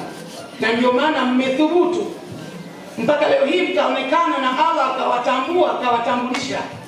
Nyinyi kama mnaweza kuja kusomea Qur'ani na sisi tukawasikiliza, niwapongeze sana. Na ikitokea kama Allah Subhanahu wa ta'ala anajalia, kwa sababu majaji watakachokipitisha, mimi nasema nyote nyinyi ni washindi, lakini atakayekuwa ameshinda basi asije akajibweteka akajisahau akaona mimi ndio nishashinda, basi ndio itakuwa hivyo hivyo. Qur'ani kanuni yake inatoka kwa haraka sana pindi utakapoiacha. Kwa hivyo utakapoambiwa umeshinda, basi hapo wewe sio kukaa chini tena, ni kukaza buti. Na wewe ambaye utaambiwa kwa leo hujapata nafasi, sio umeshindwa, hujapata nafasi ya kuchaguliwa katika wale watakaokuwa wamepanga kuchaguliwa, basi usikate tamaa na rehema za Allah Subhanahu wa ta'ala. Ni Allah anakuwa amekuchagua na unapimwa imani yako ili uweze kuacha ibilisi umpe ushindi. Usije ukarudi nyuma. Utakapoambiwa nafasi yako yoyote, ikubali, kwa sababu lengo alokadiria Mwenyezi Mungu likupate ndio hilo hilo. Lililopangwa likupate halikuwa limekukosa, na lililopangwa likukose halikuwa limekukupata. Kwa hivyo haya maneno ya wenzetu walisomea sisi Qur'an, lakini pia maneno ya ukumbi mzima, sisi wote tunatakiwa tuisome Qur'an, kwa sababu ndio mwongozo wa maisha yetu. Tukiacha hii Qur'ani kama inasomwa na watu fulani, sisi tunakuja kusikiliza tu, mauti ya kuja ghafla, tutaenda kuulizwa na Allah. Leo Qur'ani iko wazi kila sehemu, mashehe wanajitahidi kufundisha, walimu wanajitahidi kufundisha. Sidhani tutakuwa na hoja gani mbele ya Allah Subhanahu wa ta'ala. Kwa hiyo tusomeni Qur'ani mama zangu, kwa sababu Qur'ani ndio mwongozo wa maisha yetu. Qur'ani itakufundisha ujue kuswali, Qur'ani itakufundisha ujue kukoga, Qur'ani itakufundisha huruma, imani, upendo. Na ndio maana hata sasa hivi tunakosa kupendana, huruma zimetoweka kwa kukosa kuijua Qur'ani. Tungeijua Qur'ani tungependana, tungeoneana huruma, tungeonea huruma watoto wa ndugu zetu. Kwa hivyo lazima tuisome Qur'ani, kwa sababu yenyewe haina shaka ndani yake na imetuongoza sisi tuweze kuifuata. Lakini pia siku moja natamani tukute mashindano ya kina baba mkoa wa Mbeya. Sio mkoa huko, mashindano ya kina baba tuhudhurie, si ndio jamani? Jamani, kweli kweli? Lakini pia kina baba tunaomba muwaruhusu wake zenu waingie madarasani wasome, kwa sababu mwanamke asiposoma anakuwa kama vile jumba bovu, na mwanamke ndo madrasa tumeambiwa ni daktari, kwa sababu daktari wa kwanza ni nani? Ni mama. Kwa hivyo mimi niwapongezeni sana nyote mliohudhuria katika hafla hii, na Mwenyezi Mungu Subhanahu wa Ta'ala awalipeni nyote, kwa sababu kuna wengi, maana sio Mbeya nzima ni mdogo hapa, wengi wao hawajafika hapa, lakini nyinyi Allah amekuchagueni mmefika hapa, basi hatuna budi kusema alhamdulillah rabbil alamin. Na wewe sasa hivi chukua hatua, ukitoka hapa sema na mimi natawakal, naanza kusoma Qur'ani, kwa sababu tutakapoisoma Qur'ani ndio itatupa manufaa makubwa katika dunia yetu na akhera yetu. Lakini pia niwashukuru kwa kuniona mimi Uktirai nina nafasi hata ya kuja kukaa hapa kuongea na nyinyi. Allah Subhanahu wa Ta'ala akulipeni, awajalieni ucha Mungu na mwisho uliokuwa mwema. Lakini pia nisiwasahau majaji, kwa sababu hakuna kazi ngumu kama kuijaji Qur'an. Hakuna kazi ngumu kama kuijaji Qur'an. Kwa hivyo watakachokijibu hapa wao ni binadamu. Al-kamalu lillah, ukamilifu ni wa Mwenyezi Mungu Subhanahu wa Ta'ala. Lakini pia niwapongeze kwa jitihada ambazo watakazokuwa wamezitumia mpaka kututolea hao washindi. Hawajamwonea mtu, kwa sababu tayari walichokisoma wao na ndicho wanachofikisha hapa. Kwa hivyo niwapongezeni majaji, na Allah azidi kuwajalia ikhlas katika ibada zenu, awajalie ikhlas katika ujaji wenu, kwa sababu mlichopewa pia ni amana. Msimwone mtu kwa kutaka maslahi au maarufu wa aina yoyote. Hili ni jambo la kiibada, na ndaimani watafanya hivyo, bila kuwasahau waandishi wa habari wote. Mwenyezi Mungu Subhanahu wa Ta'ala awalipeni kila la kheri kwa ajili ya Mwenyezi Mungu, kwa sababu nyinyi mnachokifanya hii na nyinyi pia mnaifanya da'wa, mnatangaza hii kama tukio kama leo, ina maana tutarushwa kwenye vyombo vya habari, watu wengine watahamasika hata kwa vijijini. Lakini pia nipende kuwakumbusha mama zangu, swala la malezi tumeambiwa hapa. Mimi ni mama mlezi wa mayatima na wenye mazingira magumu. Mayatima ndio nao mimi, yani wengine wao sio mayatima wa kufiwa na baba na mama, ni mayatima ambao wazazi wamekosa subra na uvumilivu, wameweza kuachana wakaacha watoto. Mama zangu, baba zangu, talaka inamhusu nini mtoto? Mtoto hausiki na talaka. Mapenzi yenu yamekwisha, my sweet my chocolate yamekwisha, basi leeni watoto wenu. Wewe baba, msimamie huyu mwanamke alee watoto wake. Mapenzi yamekwisha, lakini watoto unatakiwa uwalee. Wao ni wajibu wako na Allah atakuuliza. Leo nyumba nyingi zinaongozwa na wanawake. Wanawake ndio wanalea watoto wao kwa shida. Mpaka tunapata mitihani, tunasababishiwa tunapata wanawake wazinifu, wanawake washirikina, wanawake wanatembea uchi kwa sababu ya kukosa muongozo na kashachanganyikiwa. Kaachiwa watoto 6 na baba hajui kwenda, kashapata mwanamke mwingine, haoni thamani ya huyu mwanamke tena. Kwa hivyo wapenzi wawili, na waomba mnapoachana basi tazameni maisha ya watoto, kwa sababu watoto wapitia magumu sana. Mimi ni mwathirika na ni mhanga mkubwa wa watoto, kwa sababu nalea watoto mpaka wakichawi. Mtoto wazazi wameachana, wamekwenda kumtelekeza mtoto kwa bibi ni mchawi, anampa mtoto uchawi. Yote haya ni madhara ya sisi kuachana pasina kuwa na subra. Ndoa hailazimishi wala mapenzi hayalazimishi. Mnapoachana leeni watoto na muwasimamie, kwa sababu kumshukuru Mwenyezi Mungu kwa kusema alhamdulillahi rabbil alamin. Nikirudi kwa washiriki wetu wote, washiriki mmepambana, washiriki mmesoma vizuri, kwa hilo hongereni sana. Isipokuwa kwenye mashindano lazima apatikane wa kwanza, wa pili na wa tatu. Kwa hiyo kwa haki yoyote tukubaliane na matokeo. Nikianza kutaja matokeo, nitataja washindi wa juzuu moja. Mshindi wa 3 wa juzuu moja ni Bisawa Athman. Bisawa yeye ana alama 95.5.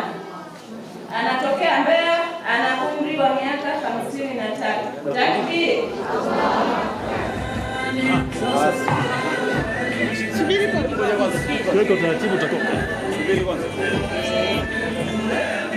Asante sana. Chief Judge alikuwa na mambo mengi. Naomba sasa mjipange jinsi ambavyo tutatoa maelekezo. Juzuu ya kwanza tunamwomba Hajat Farida aje atoe zawadi kwa ajili ya hawa washindi wa juzuu ya 3. Kuanzia namba 3, namba 2 na namba 1, na hapa ametajwa namba 3. Naomba sasa Chief Judge uweze kurejea kumtaja mshiriki wa juzuu ya kwanza ambaye ameshika nafasi ya 3 ili akapewe zawadi yake pale. Mshindi wa 3 juzuu moja ni Bisawa Athman. Yeye ana alama 95.5. Takbir. Anapata bahasha pamoja na zawadi kwenye nanipa. Hiyo ni kitu gani hiyo? Hiyo ni jaki pale na bakuli ya kuwekea uji na mtoro. Hongera sana. Na kwenye bahasha ndio tunajua kuna nini. Sasa taja tena. Hapo mmekaa sawa sawa jamani, mgeni wetu. Mshindi wa 2 wa juzuu moja ni Bi Fatma Othman. Ana alama 96.5. Bi Fatma anakuja na anachukua bahasha pamoja. Pale kuna mzigo fulani kwenye box hapo, nadhani chupa ya chai. Chupa ya chai ya vikombe 12. Angalia huko namna hiyo. Huyo ni mshindi wa 2 wa juzuu ya kwanza. Asante sana. Mshindi wa kwanza wa grupu hili la juzuu moja ni Bi Aziza Hamis Mfaume. Bi Aziza Mfaume, takbir. Sijui ametoka Zanzibar au Mbeya. Mbeya hiyo apata hotpot na bahasha iliyoshiba, na hiyo hotpot kwa ajili ya kupakulia supu siku ya Idi. Zawadi special kutoka kwa Bi Khadija anamuongezea pale. Asante sana. Khadija mwongereza, tunashukuru sana. Naomba vitu vingine jamani asaidiwe, kama kuna familia alafu hiyo bahasha saidieni sana bahasha ndio kusaidia. Tuendelee. Sasa juzu ya kwanza tumemaliza, kategori ya juzu ya pili anakuja Bi Zainab kutoka Zanzibar. Bi Zainab kutoka Zanzibar aje asimame hapa akabidhi zawadi kwa ajili ya washindi wa juzu ya pili. Yuko wapi? Bi Zainab yuko mbali sana tukibizani na muda, naona kidogo adhuhuri inatupita. Wewe ndio Bi Zainab wewe. Haya, haraka. Chief Judge, mshindi wa 3 wa 2000. Sawa, subiri kwanza. Ni Masiti Ahmad. Yeye amepata alama 92.5. Juzu ya pili mshindi wa 3 ni Bi Masiti na anapata pasi pamoja na bahasha. Hiyo pasi kwa ajili ya kunyoosha kanzu ya mwenza wake. Kwa taarifa nilizonazo kwamba hana mwenza, wewe atanyosha hijabu na mambo mengine.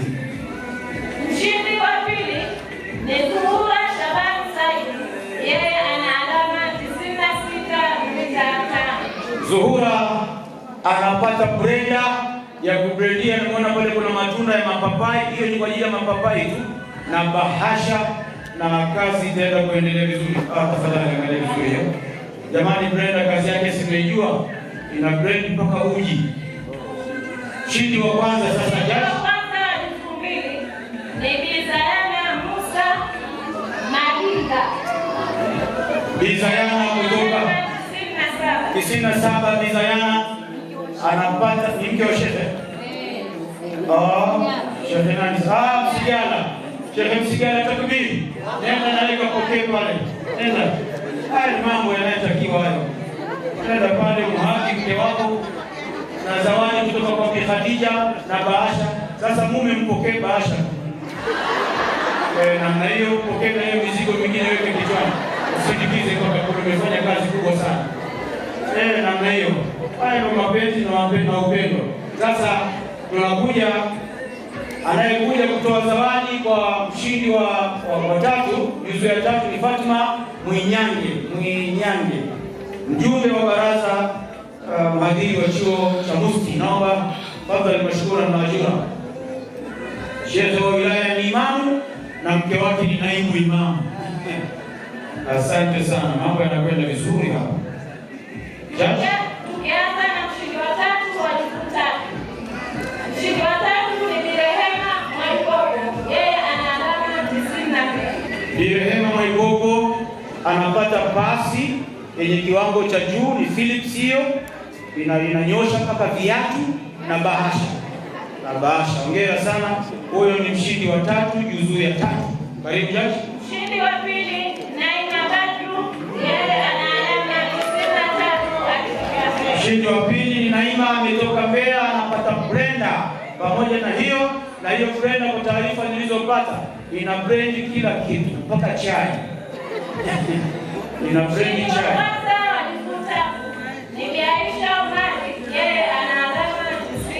Bi Aisha Omari ana alama 90 na huyu ndio mshindi wetu wa kwanza wa juzu ya 3 na anapata full seti ya hotpot ambayo kwa hakika na bahasha na zawadi maalum kutoka pale Hadija kutoka Magereza. Huyo Hadija tunataka kumfahamu, tukamtembelee.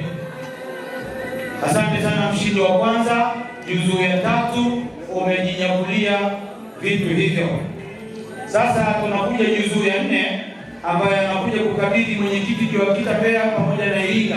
Waje kwa pamoja hapa wasimame waweze kutoa zawadi kwa juzu ya 4. Kwa pamoja hao mwenyekiti wa Mbeya na mwenyekiti wa Iringa Mwane Saidi na Semeni, simame hapo waweze kutoa zawadi kwa pamoja. Judge, mshindi wa 3 wa juzu 4 ni Bi Hafsa Omar. Yeye ana alama 96.5. juzu ya 4 mshindi wa 3 anapata hotpot ya silver pamoja na bahasha, na hizo hotpot hazipoozi wiki nzima. Hakuna haja ya kupika futari kila siku. Na hii ndio Ittihad Mamas wanatoa zawadi kutokana na mazingira. Sasa nenda kaweke alafu usipike uone. Ni Bi Khadija Khaidar. Yeye ana alama 97. Bi Khadija ana alama 97, anapokea bahasha, lakini pale pia naona imefichwa, geuza vizuri hiyo. Ni hotpot ya dhahabu hiyo. Hiyo kwa ajili ya kuweka vitu. Hiyo hotpot nimeambiwa huwezi kuwekea vitu mbovu. Ni mke wa shehe. Ilikuwa Sheikh Imam Khalid, naomba nenda kama haki waifu pale. Fanya vizuri sana. Ni mtoto wake kweli anafanana. Mhaki mtoto wako.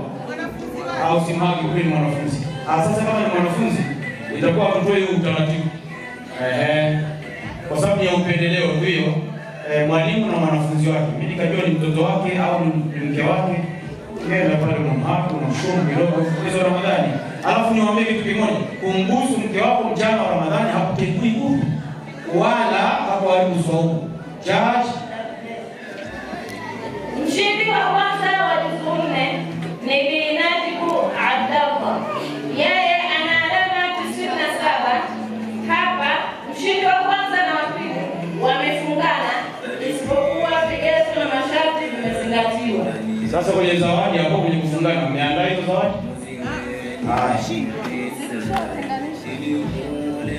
Kutoka kwangu wala sio mmoja wa imamu. Binti mwenyewe nimtaje? Anaitwa Sofia Sakulo. Sofia Sakulo aje achukue zawadi yake inshallah.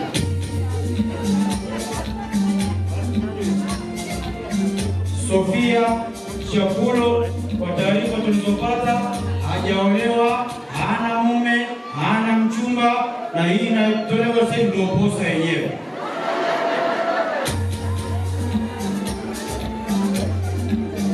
Ndio posa yenyewe. Wewe pokea. Kumbe kama ni huyu na mimi namposa. Namposa na mimi.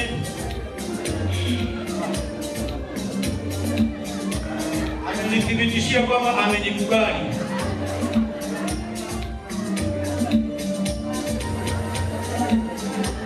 Huyu ndio mchumba wetu wa mwaka. Tunamnyang'anyia.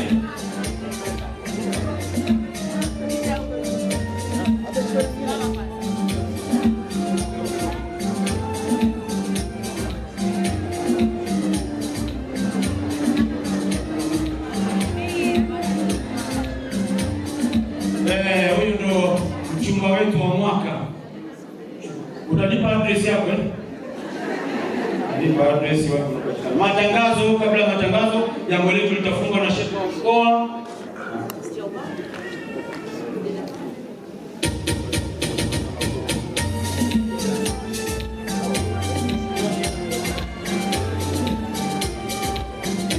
Naomba nichukue nafasi hii kabla sijamkaribisha mwenyekiti wa Ittihad Mamas kwa ajili ya shukurani na kumkabidhi jambo letu hili shekhe wetu wa mkoa atufungie mashindano yetu ya 3 ya mwaka huu 1447. Naomba nitoe matangazo yafuatayo. Umoja wa walimu wa madrasa elimu ya dini mashuleni UWADIMA wanatangaza mchujo wa wanafunzi wa madrasa utakaofanyika kesho saa 2 asubuhi msikiti wa Forest pale kwa Sheikh Abdalla. Kuna mchujo pale. Tangazo la pili, tamsia mkoa kuhusu kushiriki kongamano la wanawake wote wa mkoa wa Mbeya wanaitwa Dadas Talk litakalofanyika wilaya ya Mbeya vijijini, kina mama waangalizi Masjidi Mkongwe, litakalofanyika siku ya tarehe 1 mwezi wa 3 2026 ambayo itakuwa ni Jumapili. Nyote mnakaribishwa Jumapili ya tarehe 1. Tangazo la 3, kesho tarehe ngapi? Kesho tarehe 22 kina mama kuna kongamano pale msikiti wa Isanga, mnakaribishwa kuanzia saa 3 mpaka saa 7. Kuna wahadhiri watakaokuwepo kutoa mada mbalimbali ndani ya mwezi mtukufu wa Ramadhani. Hiyo ni kesho.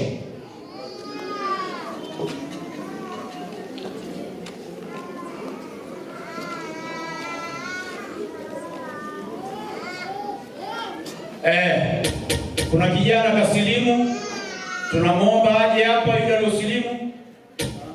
Tunamwomba aje hapa aliyosilimu tumuone, ili tukipita huko mtaani Sheikh wa mkoa kuone, na Sheikh wa mkoa kwa ridhaa yako pale kwenye lile fungu lile la tofali, toa hata matofali matatu. Toa matofali matatu kwa niaba yetu sisi sote, ili mambo yaishie. Alikuwa anaitwa Alistidi Damas, sasa anaitwa Nasibu, ana miaka 19 na bado kabisa umeoa bado. Mshike mkono pale, simama pale. Shike mkono, alafu mfinye.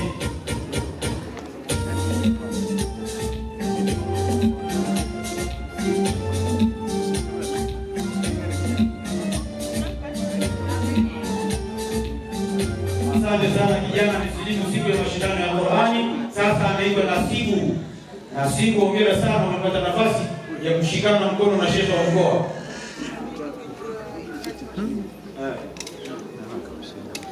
Basi tutakuunganisha kwa Sheikh wa wilaya upate cheti cha kusilimu. Focus umeonyesha. Hii upatie imetoka kwa kina mama. Focus uweka pale uwezo kupata.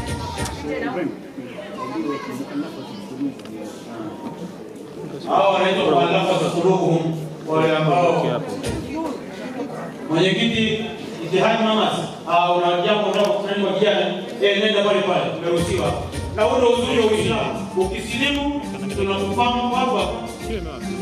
Tena kanzu, sandals na hiyo unapata hapa. Kama kuna mwingine kasilimu nyosha mkono, hamna. Leo ndio hiyo mmoja. Naomba sasa nimuite, asante sana bwana Nasibu. Utachukua details nenda pale pembeni kule, nenda kule. Jamani, namkaribisha mwenyekiti, naomba chapa.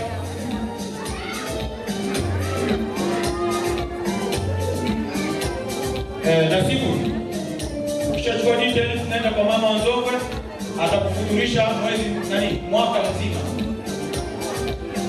Maana ile ratiba ya kufuturu inaendelea. Ramadhani kisha endelea na 6, 7 nyingine. Kwa hiyo amejitolea kumfuturisha mwezi mzima na ziada. Haya, mama Nzongwe ajitokeze amdake pale. Baada ya hapo, hiyo ilikuwa ni wanasema jumla mukhtari wa la mahalla la min al-i'rab. Naomba sasa mratibu wa mashindano ya Qur'ani 2026 mkaribishe mwenyekiti wako, ili mwenyekiti sasa atoe neno la shukrani. Baada ya shukrani, Sheikh wa mkoa atufungie jambo letu. Assalamu alaykum wa rahmatullahi wa barakatuh. Mimi kama mratibu wa mashindano kipekee niwashukuru, lakini pia niwashukuru kwa michango yenu na kujitoa kwenu kwa namna moja au nyingine. Mwenyezi Mungu atawalipa, ingalau unaweza ukaona umetoa kidogo, lakini kwa Mwenyezi Mungu utakuta malipo makubwa mpaka wewe mwenyewe utashangaa. Na ambao pia umenunua majuba, hii ni sisi kwetu ni kama biashara ambayo tunaweka kafaida kadogo, unaweza kukuta tunaweka 1000, inasaidia katika mashindano. Kwa hiyo usijione kwamba umevaa juba ukaona kwamba wewe labda haukushiriki, na wewe pia una mchango wako. Mwenyezi Mungu awabariki, tunawashukuru sana, jazakallahu khair. Mwisho napenda kumkaribisha mwenyekiti wangu wa JUAKITA Ukti Mwanaarabu Bwato ili aweze kuwashukuru na kuongea lolote. Karibu. Fanikisha hili kwa kadri alivyokadiria. Nashukuru sana, alhamdulillah rabbil alamin. Tunashukuru hili limepita. Pili, namshukuru Ukti Raya kwa kukubali kuja kutusupport kutoka Morogoro kuja hapa Mbeya. Tunakushukuru sana, Allah akulipe inshallah. Tatu, namshukuru Sheikh Msafiri Ayasi Njarambaha, Sheikh mkuu wa mkoa na mwenyekiti wa MRIDEF ambaye ni mlezi wetu. Nakushukuru sana Sheikh, hujawahi kututupa. Nimekuwa kila nikikupigia unapokea, nikikuomba ushauri unaniitikia na umekuwa unanisapoti na natote. Kwa kweli alhamdulillah, nakushukuru sana. Allah akulipe inshallah. Nakushukuru wewe na baraza lako lote. Nawashukuru sana kaka zangu. Kikubwa zaidi nawashukuru akina mama. Kina mama nawashukuru sana. Allah walipe heri, walipe thawabu. Mmeacha mambo yenu yote, mmekuja kutusikiliza, kutusapoti. Na mmekuja kwa sababu mnatuamini, na ndio maana mmekuja hapa. Nawashukuru sana, Allah walipe na watangulie kwa kadri anavyotaka yeye. Karibuni sana wakati mwingine. Tunawashukuru washiriki wetu, mmesafiri kutoka mbali sana, mikoa yote tuliyoitaja. Mwenyezi Mungu awatangulie na wasafirishe salama inshallah. Karibuni tena wakati mwingine.